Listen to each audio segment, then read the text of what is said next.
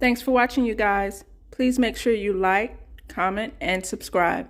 And turn those post notification bells on so you know when Lex drops a new video. Until next time.